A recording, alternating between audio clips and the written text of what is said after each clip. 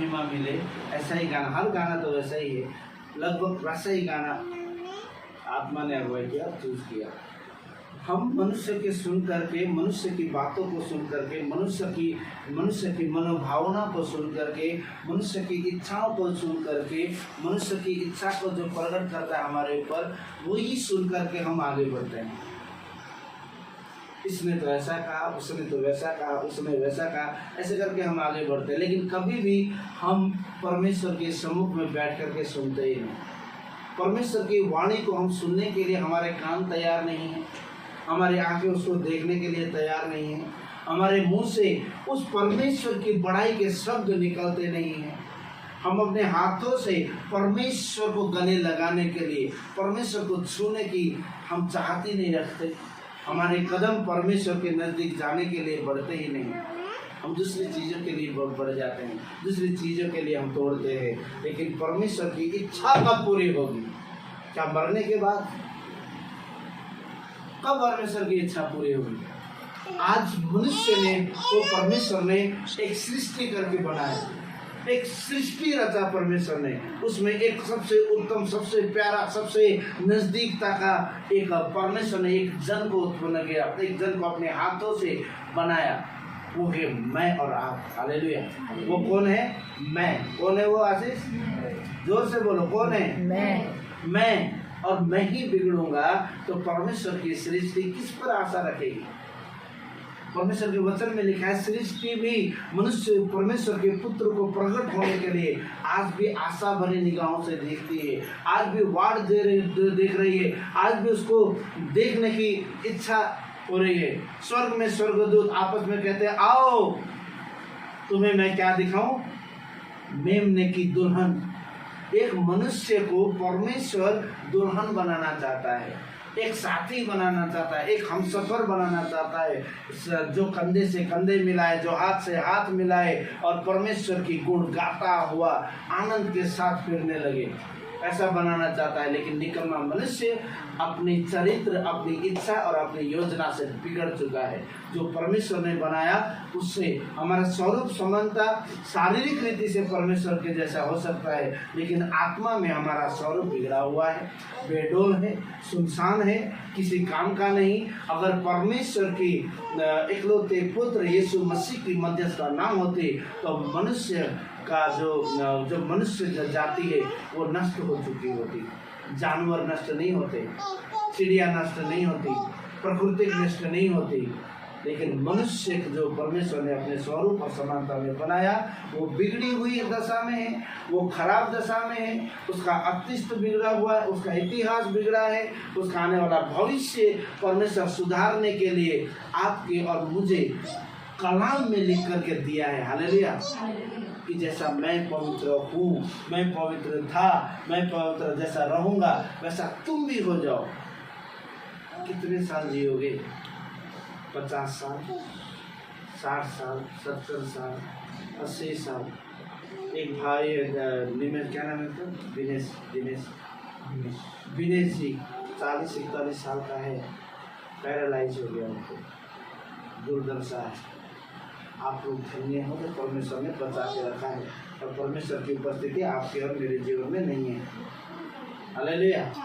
मैं कुछ बातें बताना चाहता हूँ आपको और मुझे। ये क्या है देख रहे हैं आप? क्या है ये? अरे बोलो ना। मनुष्य। क्या है ये? मनुष्य। मनुष्य।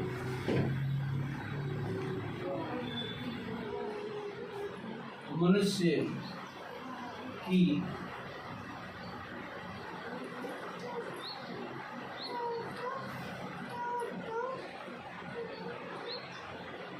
सृष्टि। ये क्या है जी? मनुष्य की सृष्टि। किसने की? अरे बोलो ना बेटा, हाथ में क्यों लिख रहा है? कॉपी ले ले, हाथ में बना क्या होगा? मिट जाएगा, थोड़ा पीछे हो जाती है। हालेलुया। ये मनुष्य की सृष्टि किसने की जी? एक उस परमेश्वर ने किया जो परमेश्वर अदृश्य है। अदृश्य परमेश्वर।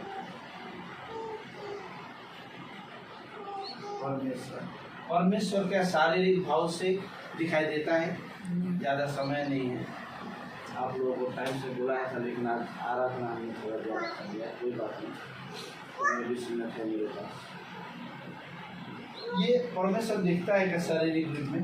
नहीं, शारीरिक रीति से ये नहीं दिखता। ये अदृश्य परमेश्वर है जो आत्मा में दिखता है। आत्मा में एक शरीर है, आत्मा में जैसा मैं और आप हैं वैसा ही है। ध्यान से सुनना और समझने की कोशिश करना। इस परमेश्वर ने शारीरिक भाव से आदम को बनाया। किस रीति से बनाया? उस पॉइंट दूंगा मैं आपको, घर में जाकर मनन करना है। पहला ये 1 और 2 लिखा हुआ है मैंने, ये आपको समझ में आना चाहिए। ये क्या है? ये कौन सा है? ये कौन सा है जी? पहला आदम। आदम कौन सा है? कौन सा आदम है? पहला आदम। पहला आदम जो परमेश्वर ने अपने स्वरूप और अपनी समानता में अदन की वाटिका में बना के रखा कि नहीं रखा? आइए उत्पत्ति की किताब 1 अध्याय। मनुष्य की सृष्टि कहाँ से हुई? परमेश्वर पिता पे उत्पत्ति 1 का 27 पढ़े। उत्पत्ति 1 का 27 पढ़े। देवाने आपल्या प्रतिरूपाचा मनुष्य निर्माण केला। देवाचे प्रतिरूप असा तो निर्माण केला, नर व नारी अशी ती निर्माण केली। आमीन। और यशायाह की किताब 43 का 11 और 12 पढ़े। जल्दी जल्दी, टाइम नहीं है मेरे पास।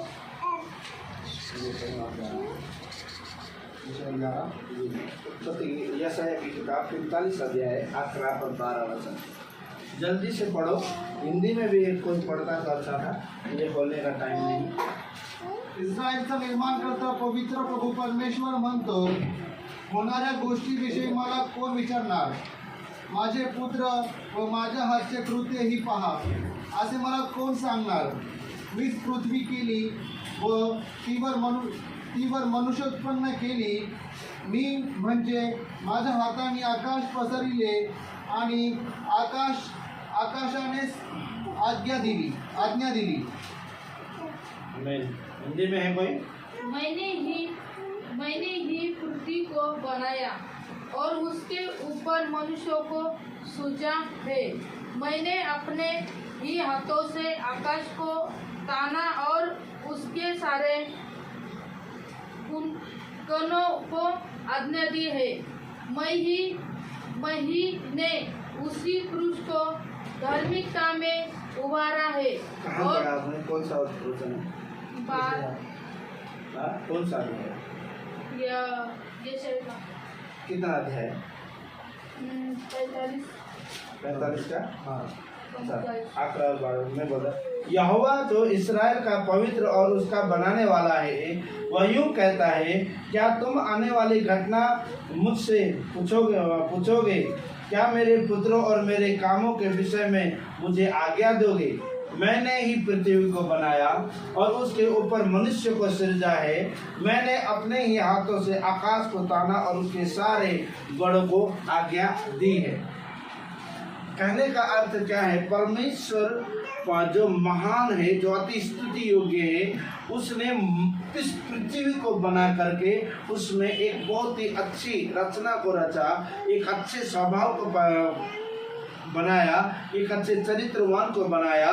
उसका नाम है आदम, उसका नाम है मनुष्य, जिसको परमेश्वर ने बना के अपने जीवन में अपना जीवन परमेश्वर ने मनुष्य के अंदर क्या कर दिया? डाल दिया।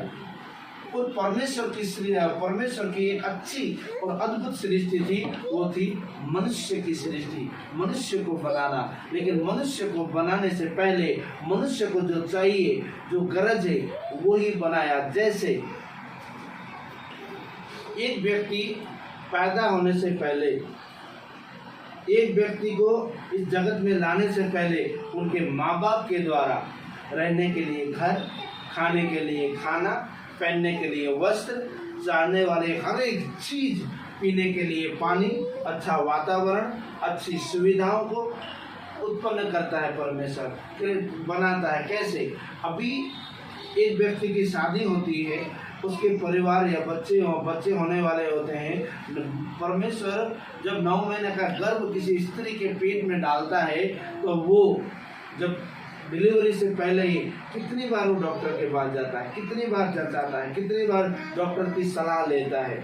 लेने के बाद जब उसकी डिलीवरी के किसी की नॉर्मल डिलीवरी अचानक घर में हो जाती है, वरना आजकल सब लोग कहाँ जाते हैं?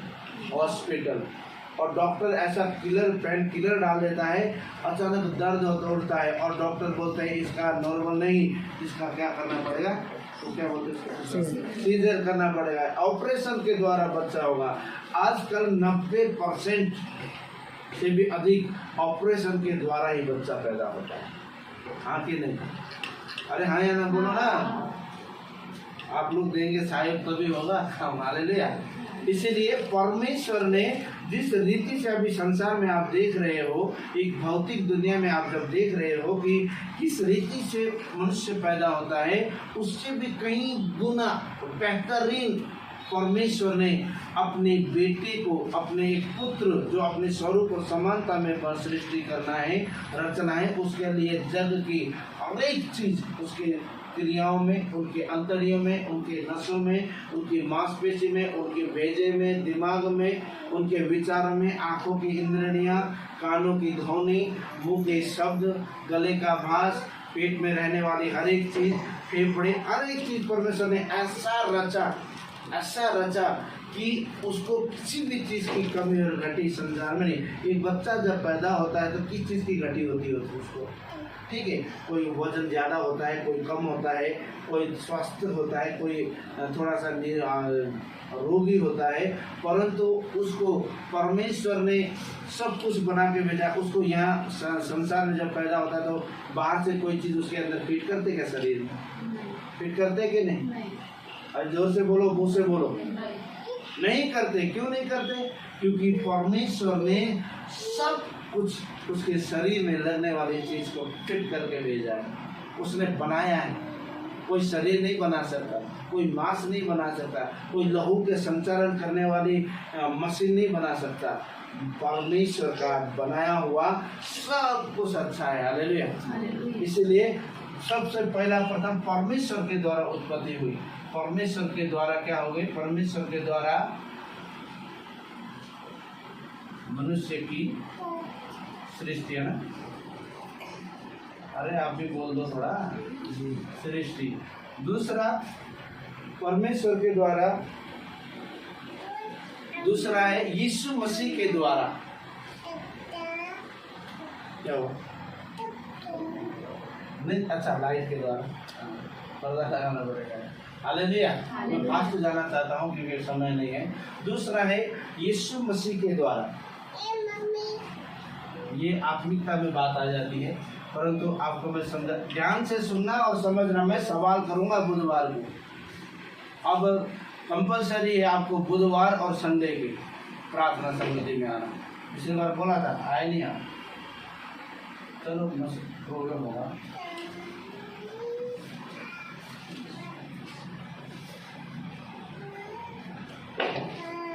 यीशु मसीह के द्वारा, यह है यूहन्ना की किताब। कितना है? 1 अध्याय 1 से लेके 5 तक। पढ़ेंगे जल्दी से। तुम कॉपी, पेन, बाइबल नहीं लाए? प्रारंभी शब्द होता आणि शब्द देवासह होता आणि शब्द देव होता। तोच प्रारंभी देवासह होता। सर्व काही त्याच्याद्वारे झाले आणि जे काही झाले ते त्याच्यापासून झाले नाही। त्याच्या ठाई जीवन होते व ते जीवन मनुष्य मात्राचा प्रकाश होते। तो प्रकाश अंधारात प्रकाशतो तरी अंधाराने त्याला ग्रासले नाही। आमीन। हालेलुया। और तब उस जिसको मैं वखान कर रहा था, पुलिस 1 का 13 और 16 लिखा है। अब यहाँ देखिए, आदि में वचन था, वचन परमेश्वर के साथ था, वचन ही परमेश्वर था, सब कुछ उसी के द्वारा उत्पन्न हुआ। वचन में लिखा है, तो वचन के साथ था, आदि में उत्पन्न, सब कुछ वस्तु उसके बिना उत्पन्न नहीं हुई। उसमें जीवन था और वहाँ जीवन मनुष्य की ज्योति था, क्योंकि अंधकार से चमकती, अंधकार में चमकती और अंधकार ने उसको ग्रहण नहीं किया। उसमें जीवन था, वो सत्यता में था, वो अद्भुत और अलौकिकता में था। वो कैसे था? उत्पत्ति में जब हम देखते हैं मनुष्य को परमेश्वर ने अपने स्वरूप और समानता में बनाया, उत्पत्ति 1:26 में लिखा है, आओ मनुष्य को अपने स्वरूप और समानता में बनाए। पिता भी था, पुत्र भी था, पवित्र आत्मा भी था। एक ही रेफरेंस आपको 2-3 बार आ सकते हैं, क्योंकि उसी से रिलेटिव वचन है। हालेलुया, इसको समझना है। आज मैं जिस रीति से हूँ, आज मैं जिस रीति से ढलना है, मुझे परमेश्वर के द्वारा गढ़ा गया, परमेश्वर के द्वारा रचा गया, परमेश्वर के द्वारा बनाया गया। यीशु मसीह उसमें सम्मिलित है ना। अब जैसे बुरा नहीं माना, हम आत्मिक लोग हैं, आत्मिक रीति से समझेंगे।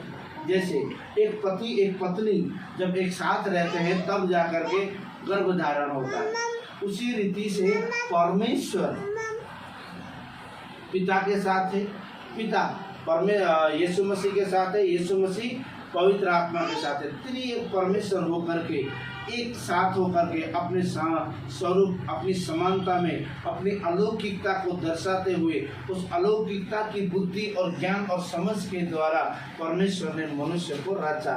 उसमें यीशु मसीह था। बिना यीशु मसीह के कुछ भी होना अनहोना है। अनहोना का अर्थ नहीं हो सकता, असंभव।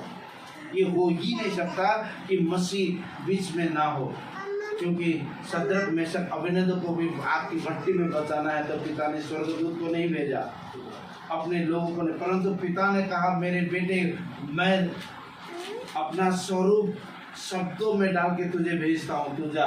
पिता भी, पुत्र भी, पवित्र आत्मा का काम है गर्म को ठंडा और ठंडे को गर्म करना, जोशीला और कार्य करने में परिणीता, मतलब पूरी संपूर्णता पवित्र आत्मा में वास करता है।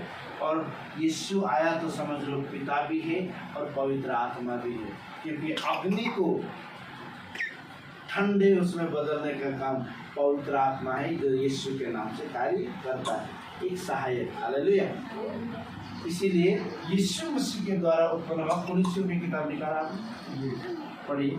त्याने आपल्याला अंधकाराच्या सत्तेतून काढून आपल्या प्रिय पुत्राच्या राज्यात आणून ठेविले। अंधकार से, हाँ, एक का 13 है, 13 से